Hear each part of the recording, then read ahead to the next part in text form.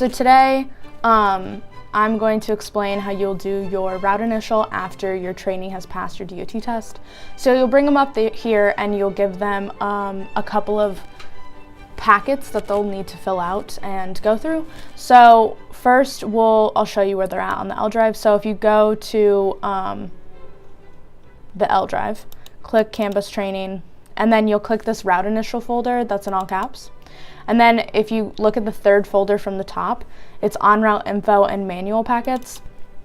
We have physical copies that you will give the trainee, but if there are no physical copies up at the hub, you will have to print them out, and so they're here. So I've kind of opened them up already. So let's do the manual first. So the first thing that I'm going to show you that they should do right when they get here is the training department eval. So it's the last 2 pages on the back of the en route manual. So basically they will go through every shift that they had, try to write their trainer name and comments and give an overall rating. I always recommend giving this to them and putting them in a different office so they're not with you. I always put their name on it after it's over because oftentimes they won't remember who did their initial and such. So Jordan can look at that. If she needs to look at the Google Calendar, she can do that and then fill out who actually it was and what rating they gave them. But that's really important. We really need that feedback. So make sure that you do that. And then they also do a training department evaluation form. So it's like an overall rating of the training department. Above that, a couple pages above, there is the supervising driver evaluation form. So make sure that you bring this to their attention because they will be required to complete this after they are done with their final drive. And so I always just make a note of it and say to keep track of their supervising drivers' names as they go through their en routes, and it makes it easier on everybody. And then they'll also have an overall evaluation form where they can write all their comments about the en route process and such. So go up to the top. Basically, the en route manual looks like this, and it has a lot of information that they will need for the en route specifically. So if we go to the second page, it has all the basics. So it basically explains to them what an en route is, and you should explain that as well, and just basically tell them that they will be riding with a regular driver. They'll meet at their clock and location, and they will watch around, and then the supervising driver will watch them drive a couple of rounds and give them tidbits. So below on this little table is all the routes that they need to do, and it kind of goes in this order if you can. And then they need to do supervisor talks and a dispatcher talk. The only one that you will schedule is this dispatcher talk. Everything else they need to do is on their own time. I oftentimes make them send that email out before they leave. So they do that on SharePoint now. And I'll just show you real fast. So if you come to the SharePoint page and you scroll down to Canvas Forms, it's request a supervisor talk. So you click that, and then basically they just have to fill out this form and it will be sent to all the supervisors. So instead of sending them an email individually like we used to do, you just fill this completely out on their own SharePoint and then submit it. And that just makes it all the more easier, but make sure that they get this done before they leave, because oftentimes trainees will be in training for too long after their en routes because they don't get these supervisor talks done when they're really easy to schedule. So we'll go back to the en route manual. You'll explain practice rounds. So practice rounds are 3 rounds of red and blue. They are required to do 1 set of practice rounds. So we schedule those. So we schedule those 3 rounds of red and blue on a given day, but they are also free to come up to the office at any time and ask to do practice rounds after they've done their initial red and blue practice rounds. So if they're in training for a little bit longer, if something comes up, if Jordan can't schedule them something, they can always get practice on those practice rounds. The reason why they're called practice rounds is because the safety or training supervisor will be evaluating them during their final drive on red or blue route. So if you keep going down, it'll talk about the en route forms, which you will show them in a second, which is pretty much the majority of this packet is the en route forms. Below, I always explain to them the contact information. So the WCTC dispatch office, you only want to use that after 8 a.m. because before that, the dispatcher is at the barn for open. So I always explain if they have an illness or something happens and it's before 8 a.m., call the barn, don't call the WCTC office. Cool. So below on this one, it kind of talks about their other talks, and so you can explain each individual talk to them, but they will get more information when they go to that talk. They just need to know that they have to complete those before their final drive. The only one that they don't have to complete before their final drive is their personnel supervisor talk. So their personnel supervisor talk needs to be done 2 weeks after their final drive, within it. So it can be right after their final drive, but it needs to be within those 2 weeks. The personnel supervisor will talk more about specific rules, things that they could get written up for, their expectations of like minimum and maximum hours, as well as 7:10 and 10:14. Then always specify that they need to contact the training supervisor in order to schedule their final drive. They will not contact them. So just make sure to make that very clear that once they're done with everything, they need to contact the training supervisor for their final drive. Below, it has all their email addresses if they need to and their names. So yay. Yeah, and again, make sure that you get them to schedule those supervisor talks as soon as possible, because it just really can lag on if they don't do that. So now basically it has every sheet for specific talks. So this is a maintenance talk. So the maintenance supervisor will basically give them another barn tour so you can explain that. You can go through it if you would like. Basically, here's the dispatch talk. Basically, just point out that they need to bring these sheets to each individual talk and get whoever is giving that talk to sign their sheet and then return it to the safety supervisor. So it continues on until we get to proper radio usage. So this is in both the en route manual and the en route information packet. So basically, it just explains their expectations of radio usage. So they need to make sure that they respond when they're being contacted.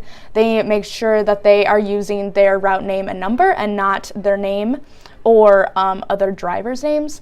Make sure to specify that they can say their first or they can say a driver's last name, but they can't do both. So for example, it would be like Trainer Vance, Driver Jim, but never Driver Jim Burke, nothing like that. So that's too many details and we never say that over the radio. Always explain how they would contact base. So you would say your route name and number, which can be found at the top of your run sheet, along with the bongo code right at the top left corner. So that's how they will contact them. They will say red 2 to base, and base will contact them as base to red 2.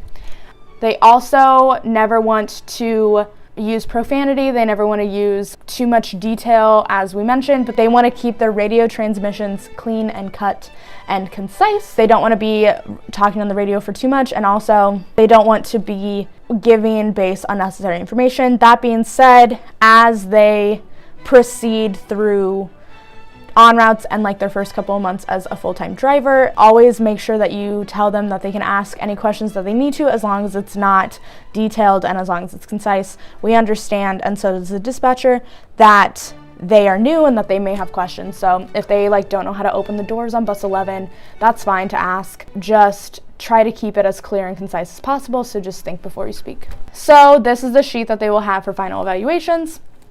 You can explain the seniority number, and then basically this is the first sheet for their en route. So basically at the top it has the route, and then it says how many they need to ride and how many they need to drive. So for this hospital one, they need to ride 1 and drive 3. Then they need to make sure that their Supervising driver goes through all this information with them and initials and signs. They get to keep this top part, and then below is what they will give their supervising driver. So it's this is what they will rate them, and then they will return it to the training supervisor. So below it just keeps up with that same thing. It's just a bunch of them for every single route to make sure that they bring those to all of them, and then we're back down to the driving supervisor evaluation form. So that's the on-route manual. So if we go back here, there's also an information packet, which I will pull up. So the information packet is very clean cut. Basically, it has every single route that we drive and any information that might be beneficial for them to know. So at the top of each page, it'll say the route. Below, it'll say where they punch in, pick up, where they do their walk around, where they do their counts and temp oil, and then the round length. So the counts and temp oil isn't as important anymore because we count our passengers on our MDT and not on our count sheets anymore, but it's still important that they know that if their MDT ever malfunctions and they have to take their counts manually, that is when and where they would take their counts. Below is a nice little map of the route. They can also find this information on Bongo if they need it, as well as all the stop names if they are in a pinch. Something that they can't find on Bongo, though, is little notes. So it just gives them small little details that might be beneficial for them to know while driving the route. For example, with East Campus, it says usually has a layover each round at Madison or Lot 11. So they know that. They know to check their clock. They know to wait for that leave time before proceeding en route. And then below it has all the stop names, just like Bongo does. But the thing that is different is it has what is mandatory and what is an optional stop. So the mandatory ones are in bolded, along with it saying mandatory right next to it, and then the optional ones are unbolded, and it says optional next to them. So it just continues like that, and it has every single route. You don't need to go through every single route, but you need to just make sure that they know that they have this information for them whenever they need it. And now we will go to where they can find like restrooms and vending machines on campus just in case they're in a pinch. So always make sure you point this out so they know where they can utilize those services. Below we have a run sheet, and it has all these fun little arrows pointing to them. So basically all you need to do is go start from the top and explain everything. Explain what they need to be writing, explain what everything means. Just make sure you cover it all. If you don't know really what you need to be saying, below there is an explanation for each number. So if you're ever like, what is important for me to say about this, you can always look at the bottom sheet and it will explain. And if they ever forget, they can always look at the sheet again. And then it has like what will be on the front or back of your clipboard. So again, explain everything, explain all the arrows. And again, if you forget, they're down here. Same thing with the back of the clipboard. Wherever there's arrows, you need to explain to them what's going on. And then below, it talks about taking counts in your MDT. So they should know a little bit about that, but make sure that you explain. There's this nice image for them to talk about how to count a regular passenger, but make sure that you go into like how to count an ADA passenger and how to count like special service or football shuttles. It's just really important that they take accurate counts because, as you know, that's how we get our funding. And then here we have our radio. So here's a picture of the radio, and again, it has arrows pointing to all the buttons that are important. So just explain and go through that. And then again, it talks about radio usage. Then it explains when you should call in, and it also says stuff that you should never do over the radio, like I explained. Either on the en-route information packet or the en-route manual, there is a section that explains what they need to tell their next driver at a driver's exchange. So just make sure that you explain that. Things like anything that's wrong with the bus, if you're getting transferred soon, if you're going to get caught soon, anything that you've told the dispatcher in the past, like a VSR, any passenger that might need help, any passenger that has a question, etc., that type of thing. So just make sure that you explain all that. The point of this is you just want to explain everything that they might need to know, any questions whatsoever. So then I like to go to Bongo and just explain specific routes that they, and specific things about specific routes. So we oftentimes go with the ones that change throughout the day. So for example, let's do Penacrest. So I'll just pull this up and I'll explain on the map I'll just be like, so Penacrest is different because it changes directions depending on the time of day, and you will just explain that at the beginning of the day it services Finkbein, and then it services Arena, and then the second part of the day it services Arena, and then it services Finkbein. So just things like that you need to explain. The other routes that you need to go over will be Hawk Express, Hawkeye Anadorm, Hawkeye Hospital, and then of course we'll talk about Hospital. Things that you can do for Hospital is there is this video that we posted on YouTube, so you can go to it and you can explain, or you can just show them this video. It is 8 minutes long, so it's a bit of a time cruncher, but you can also use it and take bits and parts to explain kind of the spacing that is required for this route, because that can be a little bit confusing. With Hawkeye Hospital and Hawkeye Express, you just need to explain that, again, they change directions depending on the time of day. Also Research Park. I just always like to show them on the map because, again, I think visual helps. For Hawkeye Anadorm, you will just explain that they need to service the Iowa City stops that are located on Melrose after a specific time that will say on their run sheet. You will also show them run sheets, so we can go to SharePoint for that as well. So if you go to the front page and you're here on the Canvas homepage and you just go to Spring 2019 run sheets, you can give an example. For example, this is Hawkeye Anadorm 2. There's a little box around 1850, aka 650, and then that box is over here and it just gives information that they need to know. So that is the time that they will start servicing Hawk Lot 2. If we go to Hawkeye Anadorm 1, at 9:20 for Hawkeye Anadorm 1, that's when they start servicing the Melrose ICT stops. So just make sure that they are aware that that type of information will happen. For this information, we also have clipboard laminated sheets that are located in this drawer right next to our computer. So once you're done explaining all that stuff, you also make sure that you plug our YouTube channel, and you can talk about our Canvas news and other videos that we post. Cool. So now that we're done explaining all that stuff, make sure that you ask if they need any clarification. You also will give them the supervisor talk sheet for contacting their supervisors. Make sure that you show them that SharePoint page, but then also you will give them the sheet that's located in the same place that the on-route information packet and the on-route manual packets are. But if those are not there, if you need to print more, it's the 5th folder down in the route initial folder.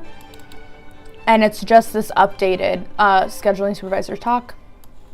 And so basically it just, again, gives the same information, but then it gives step-by-step information about how to contact them, including the name of the supervisor and their schedule.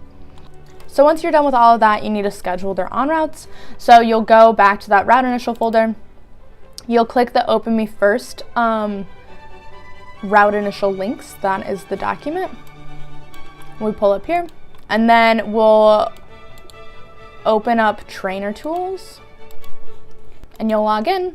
So I'll log with my stuff. And basically, we'll schedule on routes. So we'll just pick one, schedule the date, the route, the shift, and then basically it'll fill in the punch in, punch out times and location and pickup as well. So let's just do like the 11th of January, not a dispatcher talk, Anadorm B. So for Anadorm B, you punch in at 12:30, you punch out at 2:10. You'll punch in at the Papa John and pick up at McBride, and you'll also end at McBride. And so when that's what you want, you'll hit add. And now we'll go to the Google Sheets that we use to schedule these as well. When you are scheduling their on routes, you need to write it down in 3 separate places. So you'll do it on the on route sheet, which is our Google Docs, which again is found on that Open Me First route initial links Word document in the route initial folder. So you want to make sure that you do that just in case, and it will happen, a trainer comes and schedules their trainee, so they just will see that that shift is already being filled by another trainee, so they will find a different one, so that way we don't double book. You also want to make sure that you always put it in Trainer Tools, Because if you put it in trainer tools, this is the information that you will give the trainee before they leave to ensure that they show up to their shift at the right time and at the right location. So to do that, you just hit print schedule and then you actually print it. And if you ever need to delete one, you'll just hit this delete button and then et cetera, et cetera. So the third location that you need to write all this information down in is the dispatcher clipboard that they have for trainees going through en routes. It's in the dispatch area on a cabinet right next to their chair.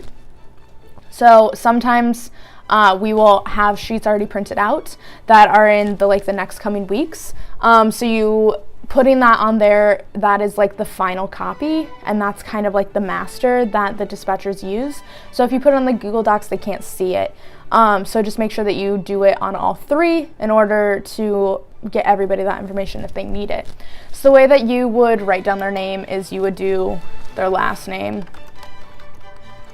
and then you would do your initials so that the dispatcher knows who scheduled it, just in case there's a mishap. When scheduling en routes for these trainees, they still need to follow the 7-10, 10-14 rule. You also will need to make sure that you kind of do it in a bit of an order. I always try to do hospital 3A first. I always recommend hospital 3A because then they have an opportunity to try out spacing. If you ever have any questions about kind of the order and such, there is a binder right next to the training computer in the cabinet that Megan Vance made for us, and it's very, very clear and concise. If you print it, it's going to want to print everything. So you can do print current sheet, that sometimes is the easiest, but you can also do workbook, and so it'll do all sheets, or you can just unclick the ones that you don't want to print and then hit apply.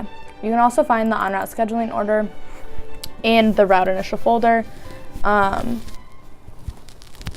So here it is. So this is kind of the general order that you want to go through. There's other reminders, so make sure that you don't ever do A to F shifts.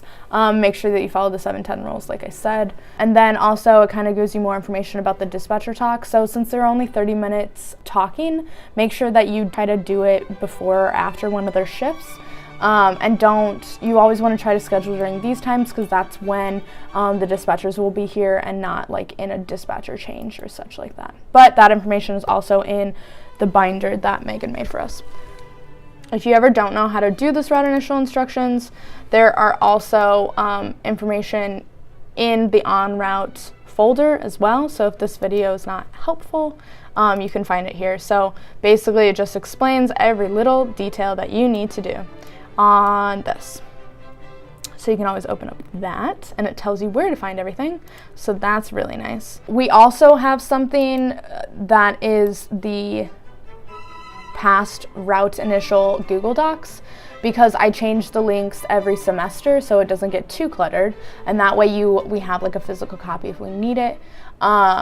So for the en route sheets of the past, if you ever need them for like last fall, if you go to ZXL en route sheets and you go to past semester en routes, you'll find the other URLs if you ever need them for any reason.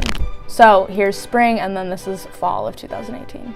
So once you're done scheduling for them for their en route, just make sure that you give them your contact information just in case they have anything that they need to change or any questions whatsoever. You're their contact and their resource in the Canvas department. Also, you want to reiterate that they need to get their supervisor talks done and that they need to contact the training supervisor when they're close to being done with all their en routes and their supervising talk. It's better to contact the training supervisor a few days before they're done. That way they can get them in for their final drive as soon as possible. If you have any questions, talk to your supervisors or look at the other information that is present on the L drive.